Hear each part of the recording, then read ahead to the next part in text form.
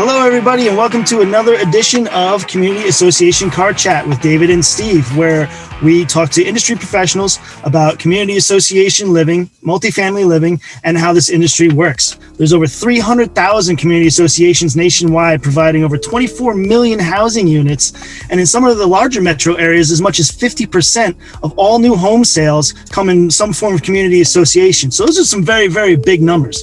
My name is Steve Roderick from JGS Insurance, and I'm very proud to be part of the best insurance broker from around. JGS is a family business. We've been at it for over 100 years, and we're getting better all the time. So me, you guys know, I fix things. That's what I do. Now I fix insurance for HOAs, condo associations, and high-rises. And with us today, we have my co-host, David. Introduce yourself. Hey there, everybody. This is David, JGS Insurance. I am glad to work with Steve now for the past few weeks. And also glad to work with the rest of the team there. It's an amazing firm with a lot of great talent, which is actually the reason why I work with them now. Looking forward to this great interview with the CEO of Corner Property Management. Welcome to the fantastic Tony Nardone. Hello, everybody. Good to see you. Good to be with you on this Monday morning. It's exciting. Looking forward to chatting it with Dave and Steve today. And you guys will get to know me a little bit better, and everything's on the table today, good gentlemen. All right, Tony. So everything's on the dashboard. Everything's on the dashboard. There you go. I like it. All right, Tony from Corner Property. So Corner Property has been growing exponentially. That's all I hear about is Corner Property, man. You guys are growing really, really fast. Tell us a little bit about Corner Property from your perspective. Yes, we've had a lot of exciting things going on recently.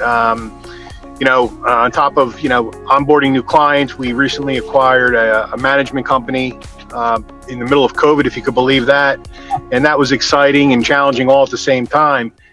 Bringing on a company that's been around for 30 years, incorporating them with our staff and in our building.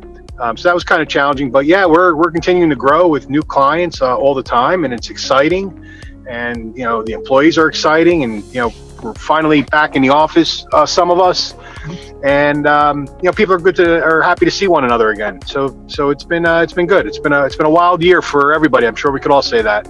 Now, how did you get involved into property management in the first place? Because that's for many people, that's an odd line of work, and people don't even necessarily understand what you guys do. Yeah, well, certainly I didn't go to school for it like many other people out there. No, I don't think many of us went to school for this. It just happened upon us. For me, listen, I've loved real estate and construction since I've been a kid, and had my first interaction with a piece of property back in 1994, wow. And from there just started buying and selling homes, and then went on to managing. Started with my own portfolio, and then somebody one day said, "Hey, would you mind managing this for me?" And hence managing properties was born for me, and been a great ride. So what is it about working with community associations that attractive to you? Why is this a good fit?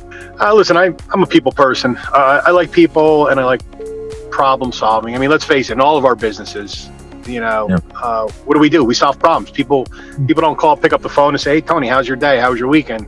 That doesn't happen on a Monday morning. It's usually, "Hey, over the weekend this happened, over the weekend that happened." And when you can have that one-on-one interaction with somebody and really make a difference, you get that satisfaction from it. I do a lot of volunteer work, and I get that satisfaction from the volunteer work. But I also get it from interacting with people and helping them out. Do you have any recommendations for somebody who's just starting out, as a manager or as a service provider such as us? Do you have any advice for them? You have to love what you do. Okay. For me, I don't feel like I'm working. I feel like I'm really living my life. I enjoy what I do. I enjoy coming to work. I enjoy taking the phone calls. Do we all have bad and good days? Absolutely. But my good days far outweigh my bad days, not even close. And I truly am passionate, and I love what I do. If you're not doing what you love, it'll always seem like a job, and you'll never feel whole or satisfied. What's the most challenging thing you think there is in this industry? So for managers, there's a high demand. We are, as managers, expected to know a lot about everything. Think about all the building systems. From the time you drive onto a property, you have pavement, you have a guardhouse, you have buildings, foundations, roofs, interior, exterior, hallways, you name it. Managers are expected to know about every component of every property and be knowledgeable. And really what we do is we have to coach our managers on, one, relying on our professionals. Like, you guys are insurance people. The expectation should be is that us as managers, we know how to pick up the phone or send an email to our professionals and ask them, say, hey, the board has a question on insurance. Their question is specifically this.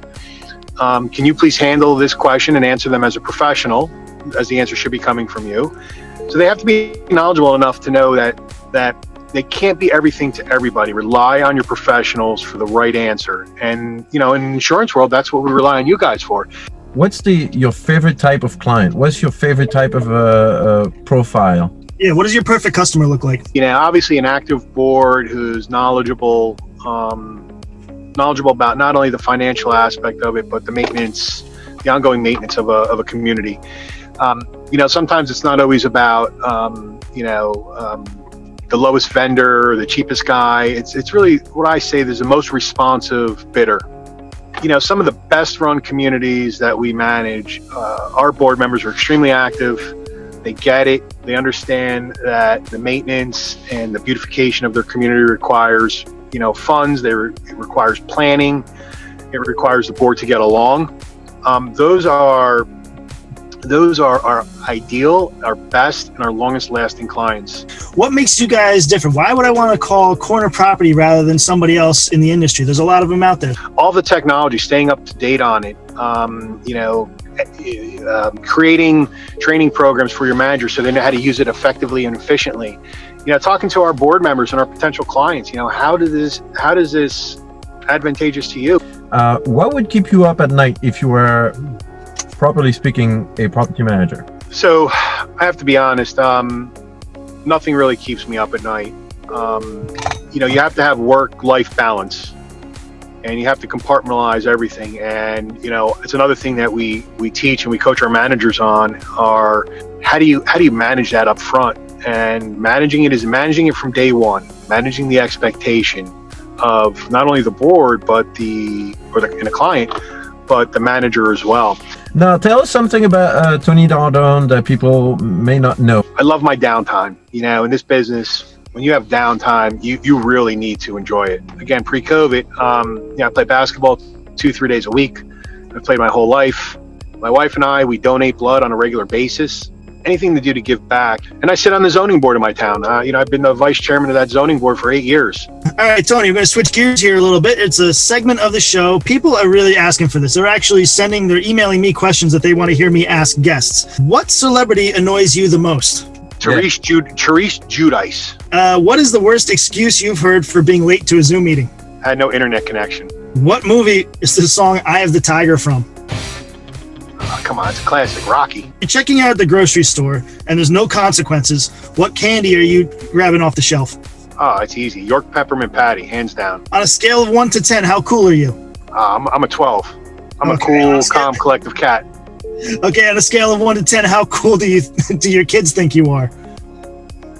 I got 2 teenager daughters and a teenage son, so I'm probably like a 2 because I'm corny and I dance around and I do the TikTok with them, so they think I'm corny. Frank Sinatra or Michael Bublé? Not even close, man. Frank Sinatra. If you could have chosen your own nickname, not Tony or Anthony, what would it be? It's called Nardi. It's short for Nardone. And get down and party with Nardi. All right, Tony, we appreciate your time. Here are your 20 seconds to plug in for you, for the company, for whatever you want. Tony Nardone, Corner Property Management. To all the people out there listening and watching, if you have any follow-up questions or you want to reach out to us, please do. Very accessible and easy to get in touch with. Would love to talk to potential clients or potential new employees. Anybody out there who's just seeking advice, again, any way I can help you to be successful, whether you're a homeowner or a manager or a service provider, just pick up the phone and call. Thanks for coming by, Tony. It was great. It's a good time. Hope you guys learned something out there, and we're going to see you next Monday for another episode of Community Association Car Chat with David and Steve.